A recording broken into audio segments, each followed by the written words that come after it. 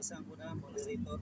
So, ang ano ko lang, bigay lang ako ng konting ano, sabi kanina na impinto lang daw ng mga church fathers ang Trinity. So, talagang itong maganda nating bigyan ng pansin ito na hindi po impinto. Hindi totoo ang impinto lang ang church fathers ang Trinity. Hindi po totoo yun.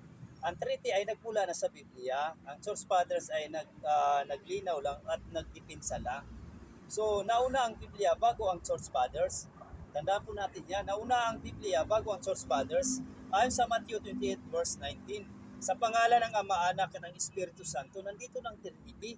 Nandiyan ang Trinitarian. Yung words na Trinity, huli na, binigyan ng Trinity. Pero ang tatlong persona sa pangalan ng Ama, Anak, at ng Espiritu Santo, nandyan na. Sa 2 Corinthians 13 verse 13, anong mababasa? Ang Ama, Anak, at Espiritu Santo ay pantay na binanggit.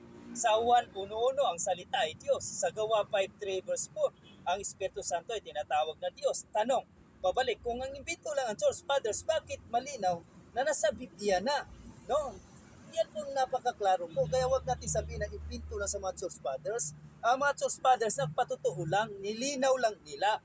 Buhay pa ang mga alagad ng apostol na tinuturo ito. Ano pa naman yan? Unang siglo pa lang, sa Ditatsi 90 AD, binyag Ama, Anak, Espiritu Santo. Napakaklaro pa yan. Si Ignatius of Antioch sa 107 AD, tinawag si Jesus na Diyos. Si Justin Martin sa 150 AD, Ama, Logos, Espiritu. Mga alagad ng mga apostol, ito ay hindi medieval na teologo. Tanong, paano naging impinto kung itinuturo ito ng mga estudyante ng mga apostol?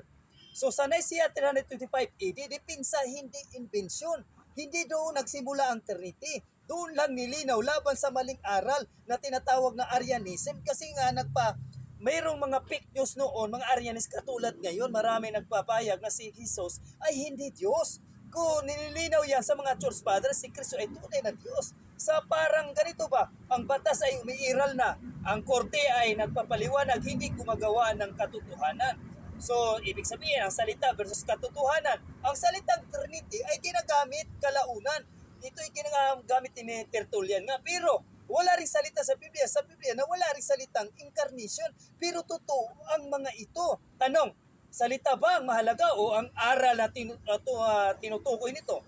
Kung impito lang, bakit ipinaglabang hanggang kamatayan? Maraming Kristiyano ang itinapon, pinahirapan, pinatay dahil sa paniniwalang si Jesus ay Diyos kaysa ng Ama. Tanong, sino ang namamatay para sa impinto lang? Di ba? Ay, Salamat po yun. rin. Salamat. Oo. Salamat.